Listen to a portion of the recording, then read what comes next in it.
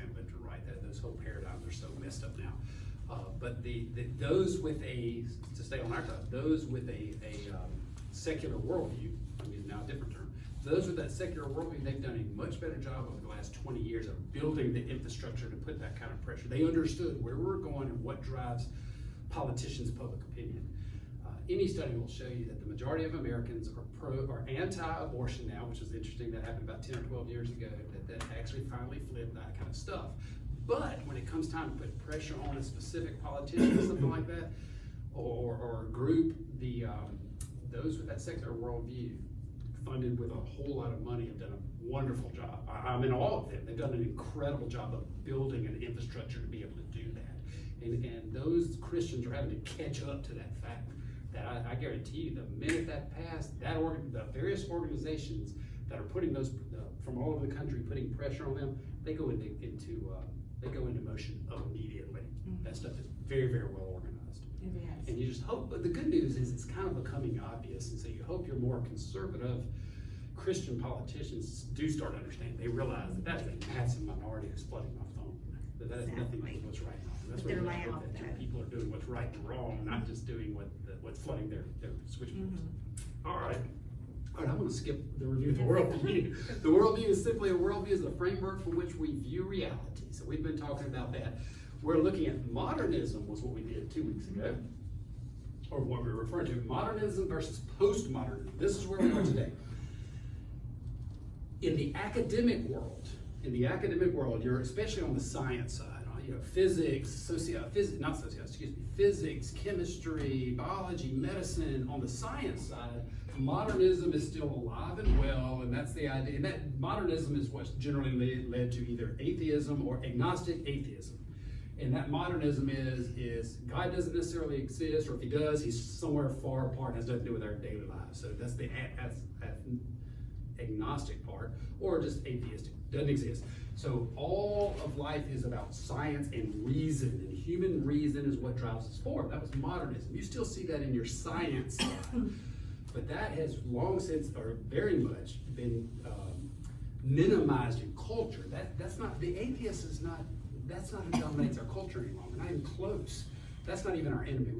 As Christians, we tend to think that it's the atheist, the guy who hates God.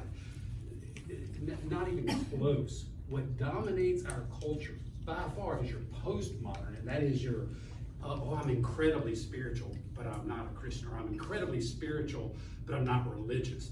It's mysticism, it's all that kind of, that's what's dominating our culture. Take 5 seconds, look at the top 10 videos of last year, you'll get something from Madonna, you'll get something from, give me some of our, I can't be too old, give me one of our major lady singers. Lady Gaga. You'll get those, and they are just unbelievably inundated with satanic, spiritual, Eastern religion. Just it's permeating our cultures everywhere. So let's head that way real quick. This is what's dominating our culture. In postmodernism, I'm at B, Roman number 2B. In postmodernism, God is ignored. He, she, or it. The he God, the she God, or the it God, whatever the person thinks God is generally ignored. So it's not necessarily atheism. Matter of fact, the majority of postmodernism is not atheistic at all. They believe in some sort of God. So God is generally ignored. If God does exist, God has nothing to say about how we behave or what we should believe. So if God even exists, he or she or it has nothing to say about how you should behave or what's right and wrong. So in postmodernism, we create our own reality, and there are no absolute truths. That's the bottom line. There is absolutely, do you hear the conflict? I mean, the contradiction, what just came out of my mouth. There's absolutely no absolute truth. That's the statement they make. So now when you confront them with, isn't that a contradiction? They say, except for the fact that there are no absolute truths. There is no absolute truth, except for that fact.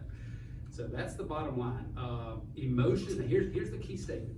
Emotions, feelings, intuition, reflection, magic, myth, and mystical experiences are now center stage. I'm going to read that again because it's a long list of stuff. And you'll see this creeping all in the church. This is creeping all in the church. All the mystical experiences and all the feelings. But let me say it one more time. Because you have to kind of hear each one of these words. Emotional feelings, intuition, reflection, magic, myth, and mystical experiences are now the center stage of a person's spiritual life in this postmodern world. I know, I love this.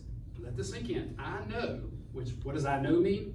That's modernism. That's what was in the 1940s, 50s, 60s, and 70s. That's what they rejected God and said it's about science. It's about what you know. So I know, which was modernism, has been replaced by I feel. So today, in today's modern culture, well, I had it written right here. Let me just read it. Where was it? Okay, I know has been replaced by I feel. The danger, this is key. In this worldview, the danger is not error. See, that's what a modernist who believes there's right and wrong, not right and wrong morally, but just science drives scientifically, there's a right and wrong. And the biggest problem with the moralist is you need to be right. You need to be, now they may be dead wrong because they've rejected God, but they're looking for a right and a wrong. In today's culture, that is not the issue. That is not the problem. The problem is not you having error. Because guess what? Because there are no whats? There are no absolute truths. There can't be an error. I came up with an example of one. You did? Yes, jump in there. Modernism, science. I'm a 46XX. He's 46XY. That's scientifically proven. Oh, we're talking about chromosomes. I'm a female. Not your shirt size? He's a male. Yeah, I thought that was shirt size. Postmodernism says that I feel like I'm a male even though I'm 46XX. So y'all see that in the culture every day. Reason, I am 46XX. Postmodern, I feel like I'm a man. I'm gonna become a man. Right. And we see that. And the only, well, how do I put it here? The danger is your intolerance. See, now the danger's not the error. You're right. No, you're obviously a female. Your chromosomes say you're a female. See, in the modernist view, come on, dummy, we know what the science tells us. In the new view, oh, no. You, for criticizing that, you are the one in error. So see, error is not the issue any longer. It's tolerance. The greatest virtue is tolerance. If you're not tolerant, then you are wrong. Doesn't matter if you're actually wrong. Does that make sense? Remember the dialectic? It's this or this. The real thing is what? The third way. We are Christians. Our worldview is God created us in his image, male and female. He created them. So we go to absolute truth. Okay. So she does that to me. You're okay, let's go, Joel. All right, let's go, Joel. Postmodernism. Now, this is more of an academic view of postmodernism, just to give you an idea of what it is. Indeed, in the previous decades before us, postmodernism was in vogue in the academic settings of our country and the Western world. It's not necessarily that way today. You still find it in literary departments. You still find it, unfortunately, sometimes in theology departments. But in the natural sciences and philosophy departments and in other departments, history departments, you really don't have an obsession with this thing called postmodernism anymore. It is, however, still very much alive in our culture. For example, the TV shows that you're watching probably right now, the movies that you're watching probably right now, the things that we're watching play out in our courts right now, all have been deeply affected by this thing called postmodernism. So while it may be waning in the academy, it is still very much got its grip on us in our culture. So we do need to understand what it is. Not so much in our science department. Now it's complex, and nailing down exactly what postmodern is, people have said it's like trying to nail down Jell-O, and so that's true in many ways. Part of the difficulty is we have a difficult time saying exactly when postmodernism starts. So for example, on questions about epistemology, that is the philosophical questions about our knowledge, well, you could trace it all the way back to people like Immanuel Kant. But if you're looking for our views about what human beings are, our anthropology, man, you'd have to come all the way up past Freud. And so depending on the topic in question, postmodernism seems to have these different starting points. And so it's very, very difficult for a lot of reasons. I think the best way to understand postmodernism is to say something about modernism, just very quickly. Modernism starts in the 17th century with people like René Descartes and Francis Bacon. This is the move away from religious perspectives that sort of ground our knowledge. In the past, in the pre-modern world, if you wanted to know something, you looked to the church. If you wanted to explain something, you explained it with God. This was the Judeo-Christian worldview prior to the 17th century. Well, Descartes was a good Catholic, and Bacon was a good Protestant. But what they felt was wrong with the Western world was that ultimately we had some assumptions in the going about of our knowledge that were ineffective. And so they wanted to start clean. They wanted to step for themselves sure in certain foundations that they could build our knowledge upon. And so they cast aside religious perspectives, as many of these modern thinkers did. There's several themes that come up in the modern period. So, for example, the idea that we can be completely objective in our perspectives. We can sort of strip away our biases, our dispositions, our backgrounds, our educations, and we can see it from, quote, a God's eye perspective. That means a view from nowhere. We won't be filtered by our perspectives or our assumptions or any of those things. We'll just see things as it really is, just the facts. And in many ways, you see that in modern sciences. And so this idea of objectivity, universal objectivity, was an assumption of modernity. They also had this idea of universal rationality. They thought that there was one right way to think, and everybody, if we just educate them the right way, would think that way everywhere in the world. And we would find, as we go around from society to society, culture to culture, we would find them using the same rationality. Well, as modern anthropology and modern sociology emerged in the Western world, actually what we found was just the opposite. There isn't a universal rationality shared by all people everywhere, and so that modern assumption gets blown up. There's also the idea in modernity of the idea that comes about called inevitable progress. The idea that we were going to get better and better and better and better. Sure, our knowledge was getting better. This is the age of modern science where our scientific discoveries and knowledge just explodes. This is the age where we set aside the feudal system, politically speaking, and we move into democracies and things like that. And so you can understand why people think that we're just getting better and better and better. In theological circles, we begin to think things like postmillennialism, where we think we're going to usher in the kingdom of God. And so those types of things are what you see there. Well, all of that stuff may sound benign, but understand this. The moderns were explicitly rejecting these religious ideas as the bedrock of our knowledge. That's what modernity is doing. Postmodernity is now going to reject all of those modern assumptions and ideals. And to us, that might sound like it's not that big a deal, but here's the catch. The way they rejected it was by getting rid of concepts of truth. Now, postmoderns certainly have ideas of truth, but they don't believe by truth the same thing you and I believe. So, for example, here's a statement we all think to be true. I'm wearing a gray suit. You think that's true because the statement itself corresponds to the way things really are. That's called a correspondence theory of truth. That had been the pre-modern and the modern assumption. Postmoderns reject that. Truth now is simply what works for us. Or truth is simply which is consistent with other things. And so they have ways of defining truth, but there is no longer anything like truth with a big T. No, what we call meta-narrative. That is meta meaning overarching, narrative meaning story. There are no overarching explanations around. There's no truths, so you shouldn't pretend to have one, I shouldn't pretend to have one. That's at least what they say. But notice in our culture, these people that dub themselves as postmodern, what they're really after and what they're really against is our truth. They want to substitute it with a different truth, with their own morality and things like that. So one example of where you're going to see postmodern ideals flesh out in our culture is really what you're seeing happening in this sort of culmination of the sexual revolution and the movement into transgenderism and other things like that. We're now in a place where people will say things like, I know I'm in a boy's body, but I'm not a boy. I'm something else underneath that. And we're left to define not just truth out there any way we want to. We're now able to define ourselves in any particular way we want to. And there's this getting rid of these classical traditional ideas that go well back before Christianity. They would go back to the classical period of the philosophers. This would be Plato and Aristotle. It would come up through the Christian tradition. It would come up through the medieval traditions. It would come up all the way through modernity. It would even come up pretty far into the 20th and 21st century. But now you're seeing it come to full fruition where we're going to redefine or get rid of definitions of what it means to be a human, what it means to be a male, what it means to be a female, and we're free now to just define that any way we want to. This is very much a good example of the way postmodern thought has infected our culture and shaped the way we think about very, very important things. So in short, that's a crash course on postmodernism. It is still very much alive in our culture, and we do need to know what it is.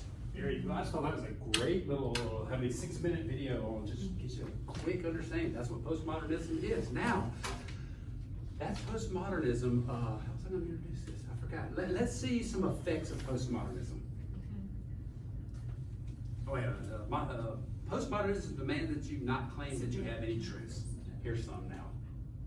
This is very high tech here. Pay attention. I am so Go back to the beginning. you right now. You are speaking my language. I'm so tired of the news. Can I just say, my body, my choice. Thank you. Couldn't agree more. Like, government, get away from me and my Come me and on. my body. It's my choice. You literally took the words out of my mouth. It's a choice between me and my doctor. Exactly. The government should have no say in whether or not I get an abortion. Did you just say abortion? Oh! You like that? Oh. Oh. You know what? Let's just change the subject. Yeah, we've been friends for so long, let's not go there. But I will say, our democracy is at stake. I couldn't agree more. You and me, we agree. I literally, figuratively agree with you in this moment. Samesies, we've got to improve our election. Totally. We have to make sure they're safe and fair. People should have to show proper documentation. In order to vote, people should have to show their photo vaccine ID. card. Wait, Did you just say photo vaccine ID? card? Oh. Oh. Maybe we shouldn't go there either. You know what? Maybe we should.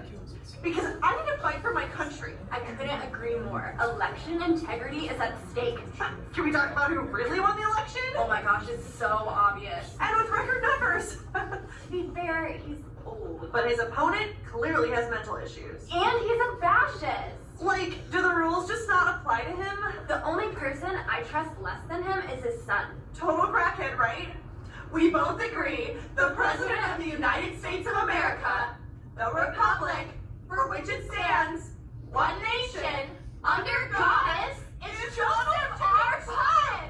Did you say Trump? Look at him. Well, can we at least agree that we both hate men? Except for Ryan Reynolds. Love him. Why can't he be president? Thank you. Couldn't agree more.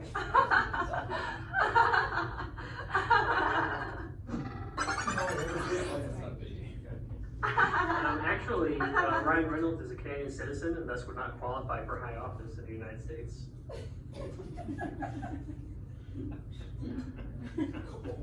Okay, bye. Oh, that was Babylon B, if y'all can tell.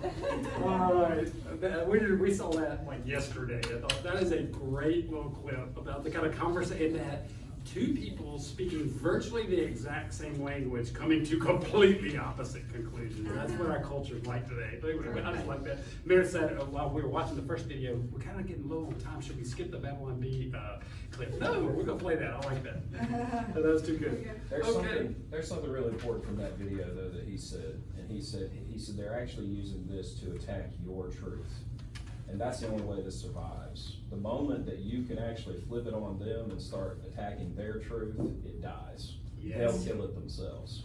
That is true. Matter of fact, look at Roman numeral 3. It's exactly what you're talking about.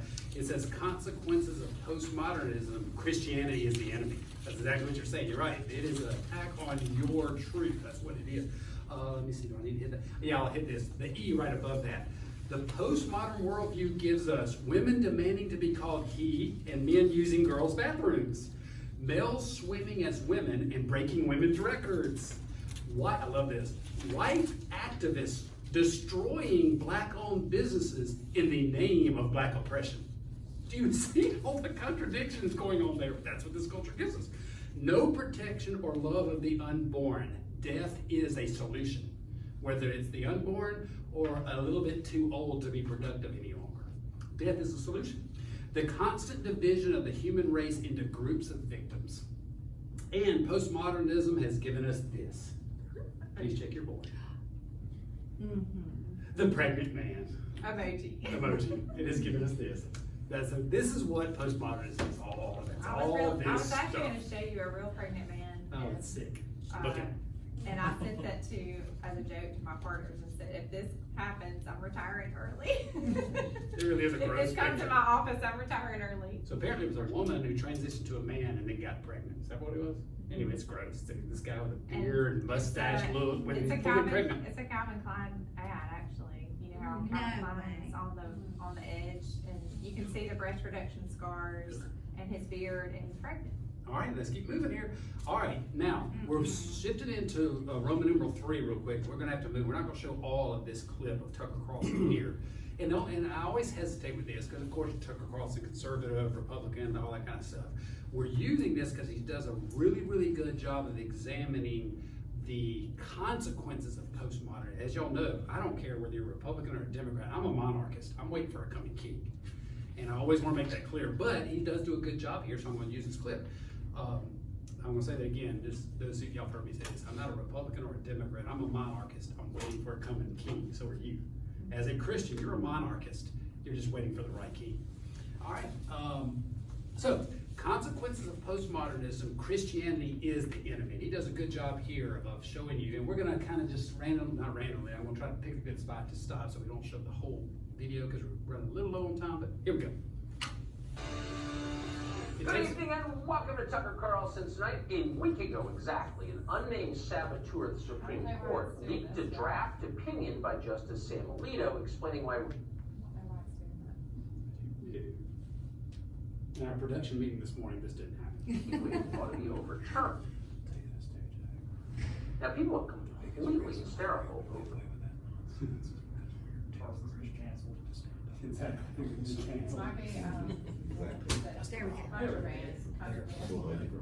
Oh, you don't want Good evening and welcome to Tucker Carlson Tonight. A week ago exactly, an unnamed saboteur of the Supreme Court leaked a draft opinion by Justice Sam Alito explaining why Roe v. Wade ought to be overturned. Now people are completely hysterical over it, but actually as a legal matter, Alito's views were not especially controversial. Roe is bad law. Over the past half century, many have acknowledged that, including many pro-choice Democrats, including Joe Biden.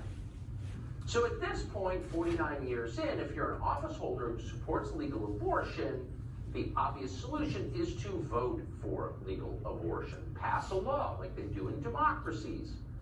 It's not complicated. That's how it's supposed to work. But Democrats have no interest in that. Democracy is a tiresome process, and worst of all, the outcome isn't always guaranteed. They prefer what they call direct action, not democracy. So liberal activists immediately set about threatening Supreme Court justices and then attacking Christianity.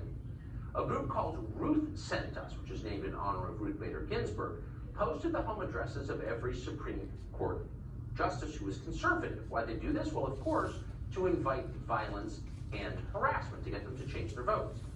Then Ruth Sent Us sent this to practicing Catholics across the country, quote, "Stuff your rosaries and your weaponized prayer. We'll be burning the Eucharist to show our disgust for the abuse Catholic churches have condoned for centuries." Now you'd think the Biden administration might have something to say about this. It was all public. Joe Biden purports to be a Catholic. Intimidating judges, by the way, is a federal crime.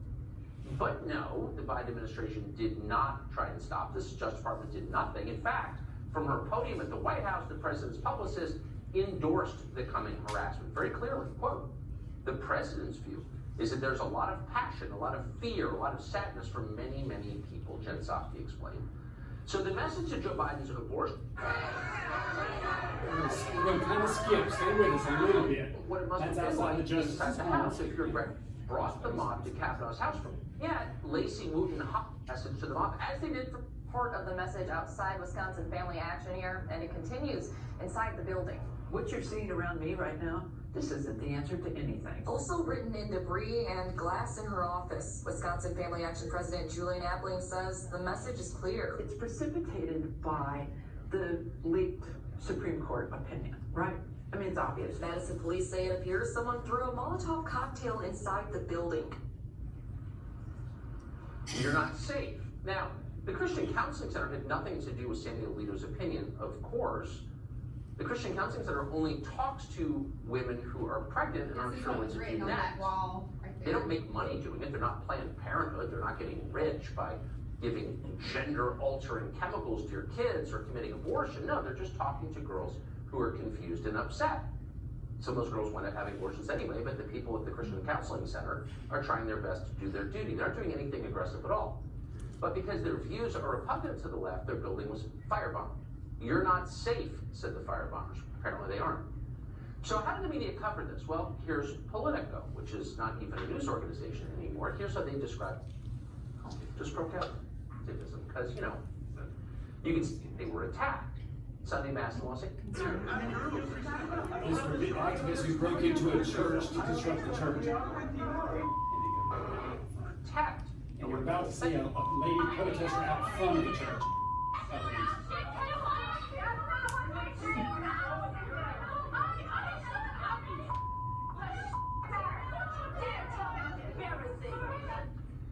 So you'd think that churches in Texas would be safe, after all, it's Texas, but no. St. Bartholomew Catholic Church in Katy, Texas now reports that the tabernacle was just stolen last night, again, likely in response to the Alito opinion. And this was seen outside the Basilica of St. Patrick's, old cathedral in New York City on Saturday. Why?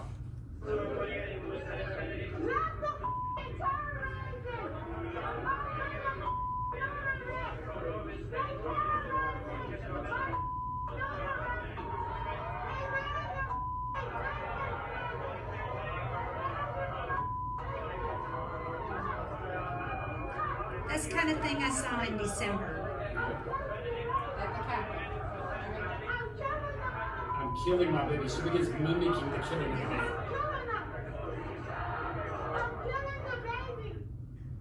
I'm killing the baby. Could you get away with that outside any other religious center? Now we're going to go to we're going to skip a little bit ahead and go to the response interview that and non-binary placing God to changing their views on Roe v. Wade. It's about attacking Christianity because Christianity stands in their way. We thought this was MSNBC interesting. just His comes out and says, conclusion. watch. The Christian right's decades-long push to revoke abortion rights is just part of their broader agenda. Well, what else? What else do they want? What else is at stake? This is not just about abortion. This is about a much broader set of issues that that really are about a kind of white Christian right worldview. That's for us to recognize that it is Christian extremism that is at the root of the shame and the stigma that allows laws like this to pass, that allows. But what makes you mad about that, he called it a white Christian agenda. If you look at African American Christians, they have a higher anti-abortion percentage than we do. Mm-hmm. So that it's all a narrative to have you thinking one way. That's part of the dividing of groups. Right. Part of this whole worldview is the idea to constantly keep groups divided. This is why we wanted to show this, because they're talking about us. Mm-hmm. And I want to be the one that they accuse of weaponized prayer, but it's the Catholic Church that they're accusing. Mm-hmm. They're not protesting outside of our Southern Baptist churches. Yeah, they're protesting the Catholic churches. We should be so strong that they're on our steps this morning. I want to be accused of weaponized prayer. Do we have weaponized prayer? That's what I asked myself when I read that tweet. Do I get accused of weaponized prayer? Wow.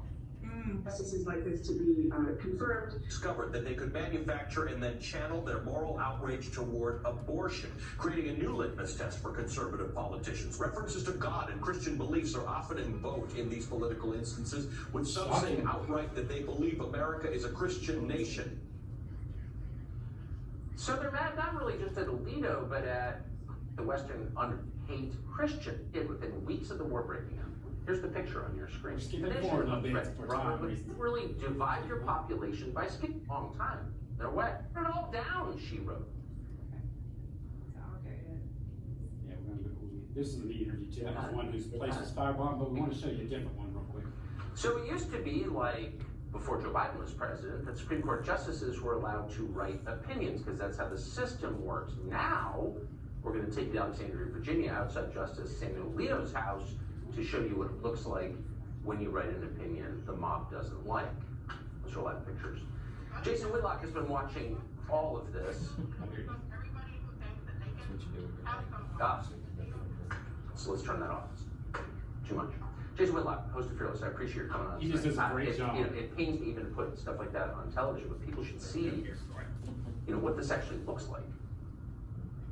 Tucker, I'm a mix of emotions right now. I'm honored that you would have me on a topic this important. I'm enraged after watching your monologue and the way you captured and framed everything.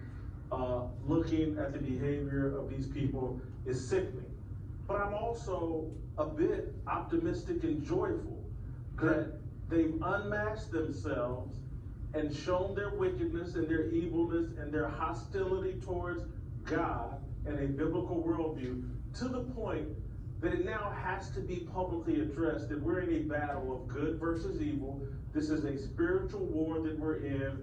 There is a war on God. It's not an attack on Donald Trump. It's not an attack on Tucker Carlson. It's not an attack on Jason Whitlock. It's an attack on God and the truth. And I'm joyful because this reminds me, even though I didn't live in this era, but there was a pivot point where people were so grossed out by what they saw in the 1960s from racist bigots that beating Christian people on bridges and protests and things like that, that people had to wake up and say, that's evil and I don't want to be associated with it. Looking at what we're doing to Supreme Court justices, looking at the way churches and Christians are being attacked, that's a level of evilness that people should be repulsed by and say, I don't want to be associated with this. What is wrong with these people? Yeah, I mean, especially since, Christians, and many Christians don't live up to the standard. None of them live up to the standard, but, there's some bad Christians out there. But as a group, there's no kinder group. It's so strange, and no group more committed to nonviolence. So it's kind of strange to see them as the boogeyman, right? Tucker, you captured everything. There's a fundamental misunderstanding of what has made America great. We've demonized the founding fathers and the founding documents. We've demonized them for the biblical principles that are in those founding documents, the Declaration of Independence and the U.S. Constitution. Those biblical founding pieces are why we ended slavery, why we ended Jim Crow, why we passed a civil rights, why women got the right to vote, why it's been a force for good and improvement. And these people want to tear it down and uproot the Constitution that saved us and made America live up to ideas that made this country great and the envy of the world. This is wicked. This is a level of wickedness I don't think we've ever seen in America. And I say that, and I know that we've had slavery and other levels, but those people, our founding fathers, read the Declaration of Independence. They knew slavery was wrong. Yeah, they did. I hope we pull back from this, and I agree with this wicked. Jason Whitlock, great to see you. Wow, and I just think, what a wonderful, I just thought Jason Whitlock did a great job of sort of just putting it sort of together in the response. And I think he's right. I'm generally a half full, the glass is half full person. I'm generally optimistic. And I think he's right. Mary and I were talking about this this morning, but I think that they finally overreached, and the vulgarity and anti-God is becoming so evident that you'll get that, it's all about the middle ground. You'll get the middle, now I'm kind of talking politics and culture, but you'll get that middle ground who says, that's too far, that's enough. I like the way he pointed you back to the civil rights movement.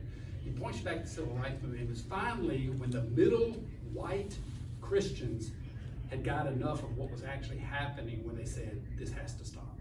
And there comes a point where that happens. So I hope Jason Whitlock's right that this is, in a sense, as bad as it's getting right now, it's actually a good thing. It'll wake up the middle ground that says, okay, it's time to stop it, and wake up the church. That's what I'm hoping. We'll see. All right, real quickly here, where am I? Right here. When you stand for Christ, and this is something y'all know through this whole study about engaging the culture, we've been hammering this verse and this understanding. In the church, and unfortunately, I always kind of like using my term baby Baptist. I can pick on Baptists because I am one my whole life.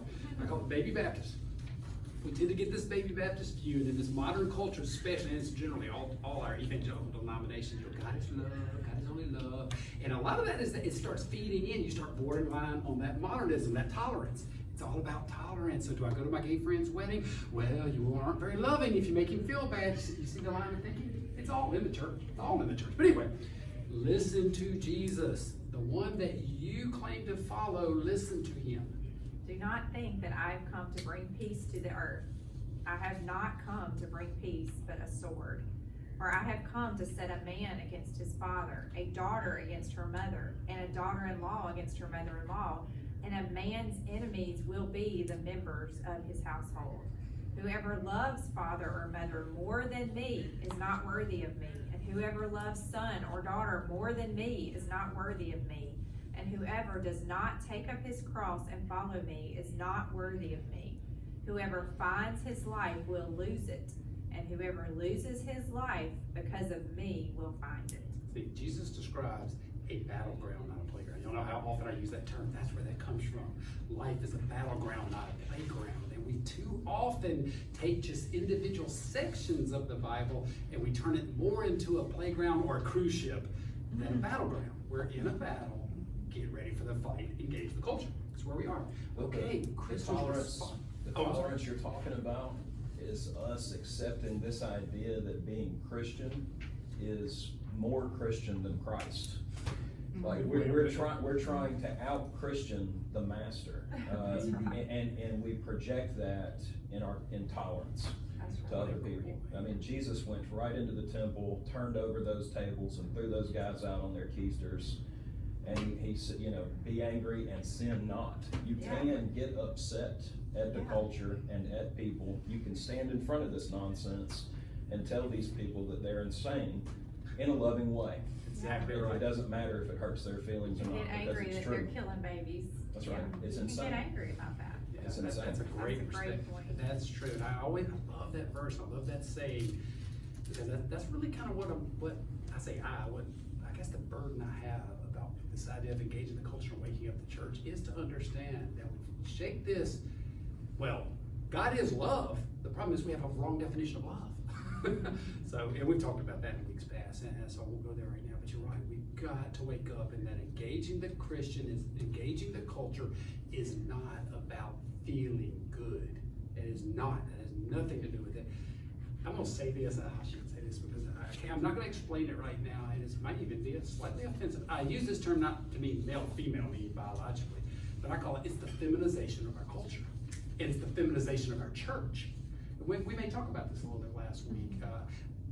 Some of you guys that are deacons and stuff, you remember years ago, John Lewis handed out that book, Why Men Hate Church. Did y'all ever get one of those? Just a few years ago, John was into this. He handed out this book. Yeah, those of you. It says Why Men Hate Church. It's a great. It's a picture of a sanctuary because you can tell it's pews, and it's this guy flipped out like this with a red tie on. And it's a picture of him like, oh, I can't believe it. The church is empty. Or it just shows it. And the title of the book is Why Men Hate Church. And I love that book. I've got a couple of them. Anyway, the point being is it talks about how we, and again, I'm not using this being male-female, because you have men who are more like, you have a lot of men who are like this, especially within the church, and then you have female who are the opposite. So I don't mean male-female, I'm using this term to mean a characteristic, and that is the feminization of church. And it talks about how we have feminized our religion so much that that's what's driven most men out of the church. Anyway, it's just a fascinating kind of thought. It's just a good thing to jog your mind. Wow, I hadn't really thought about that. You know, most men walking into a room with women holding hands saying, let's all pray for each other. A man doesn't want to do that. He just doesn't. Now, when you've been brought up in the church your whole life, I'm totally comfortable doing that because I didn't mean to get off into this right now, but I've been conditioned to be okay with that. But I'm here to tell you, most men are like, no, I'm leaving. I'm not touching that guy's hands, and I don't want to pray about a lot of stuff right now. And that's why we generally drive men out. Women in their loving side generally are okay with that. But I see women kind of shaking their head, but it's just the truth, and it's okay. I want to tell my boys, it's okay to be a man. It's okay. So remember we used to hold hands at the end of the service and I did not sing a song? Hated it. See, that's what I'm saying. True confession for Jacqueline. I didn't like it because I didn't like it too much. I had to try to get in pew so that it was across the aisle, and I wouldn't go across the aisle. So you picked your seat so you wouldn't have to hold Oh, hands. yeah.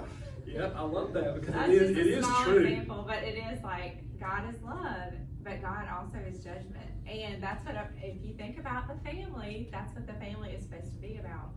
Men are the leaders; they're the judgment; they're the ones who set right and wrong for the family, and the women come along and tell them okay, let's have a little grace here, and they're more. That's that idea of a mixture. They're more about, okay, let's show the kids some grace, and don't be so harsh, and he's saying, this is the standard we're holding to. You need both, right? We all know that if we're married, we know that. A man can go too far with his justice, but the other thing in our culture won't let us say this, a woman can go far too far with her love.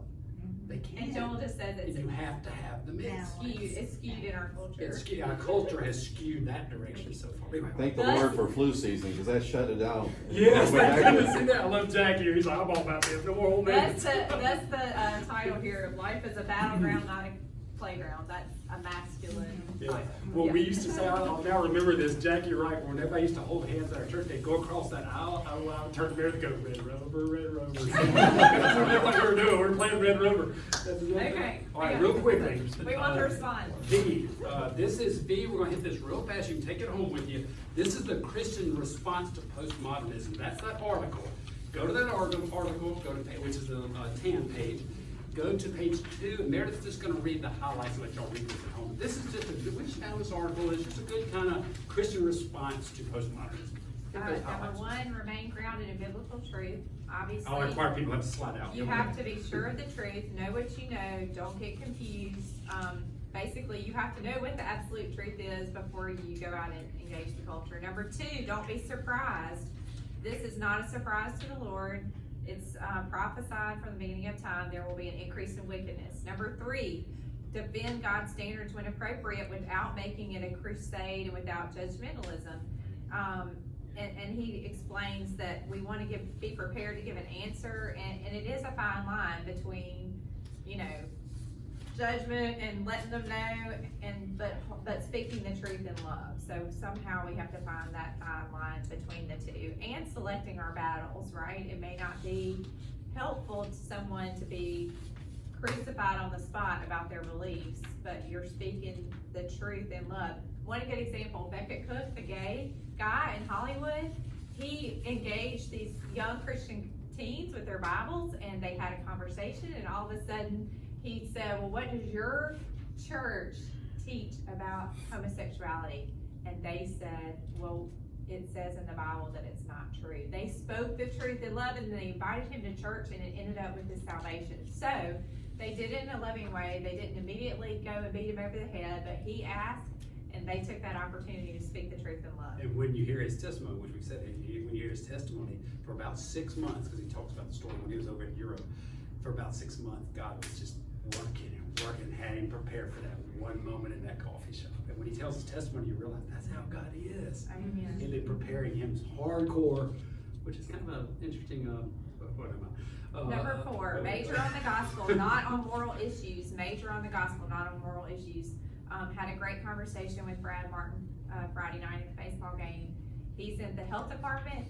He gets funding for sexual assault. They have to address gay and lesbianism. They have to partner with capital gay pride leaders.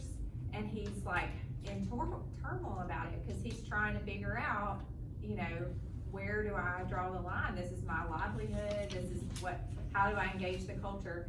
And we talked about majoring on the gospel, not necessarily on the sin itself or what you, obviously it's the flashing light of difference between you. You have to remember, like Rosaria and Beckett Cook, that it was a long time before they gave up their homosexuality. It was all about knowing Christ first. Yeah, I love that. That's such insight, because we tend to want to just fight the battle of an error. There's an error here. You got to understand that error.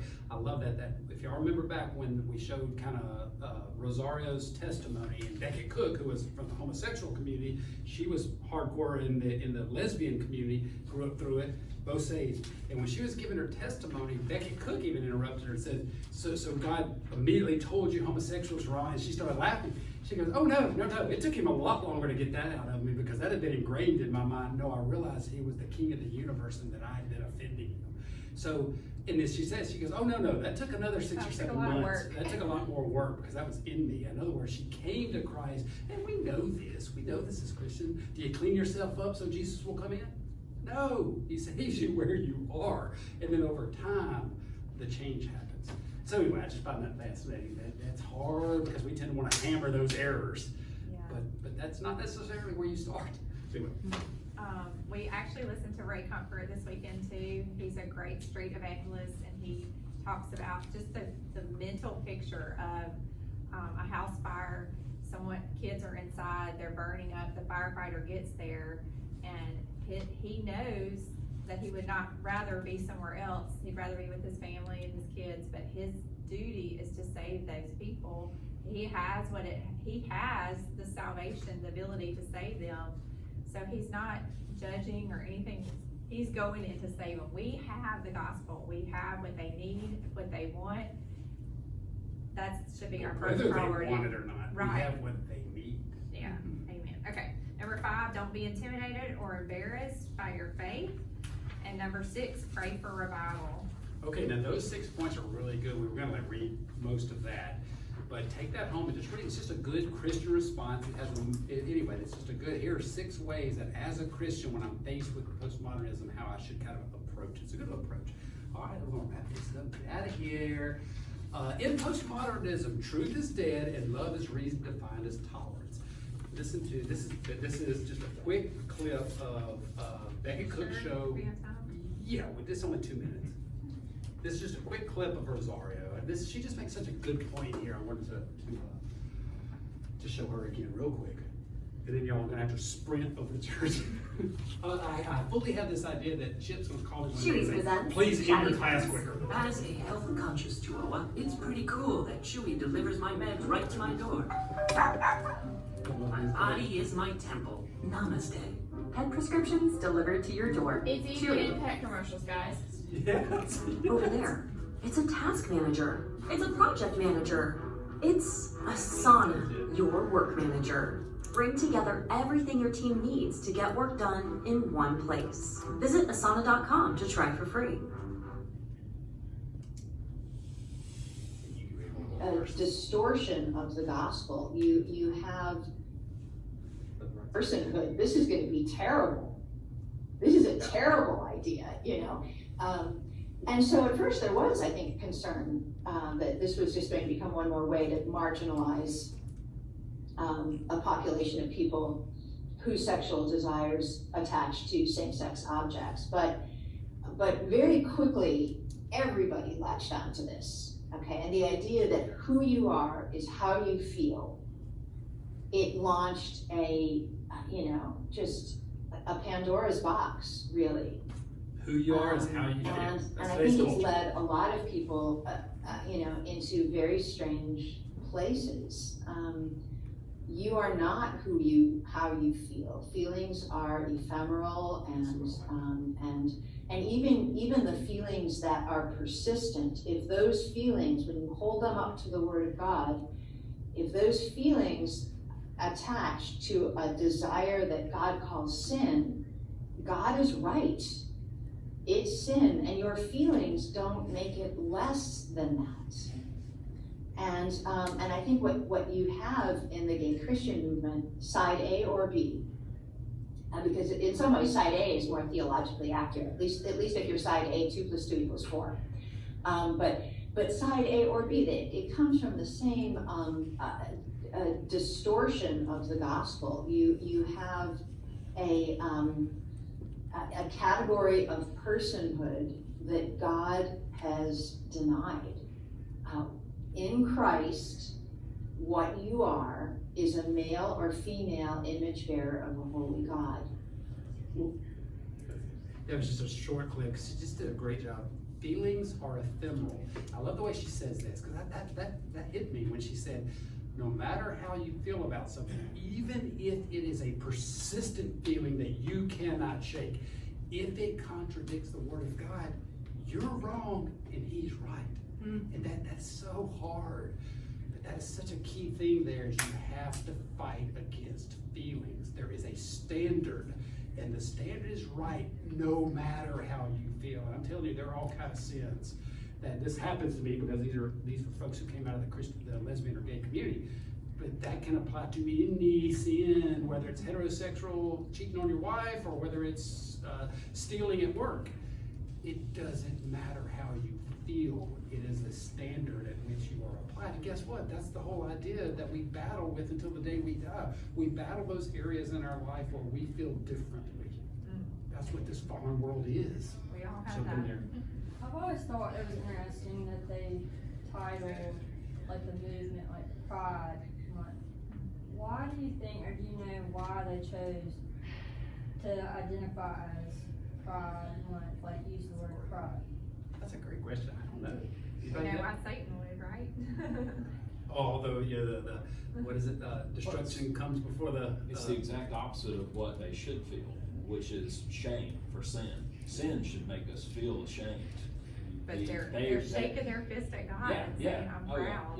Yeah, it's the absolute epitome of rebellion and sin, is pride and sin. So I think that works. And we also like how they Yeah. come off to the rainbow, like the very thing that God said is his promise to not destroy humanity in. Is that not pride?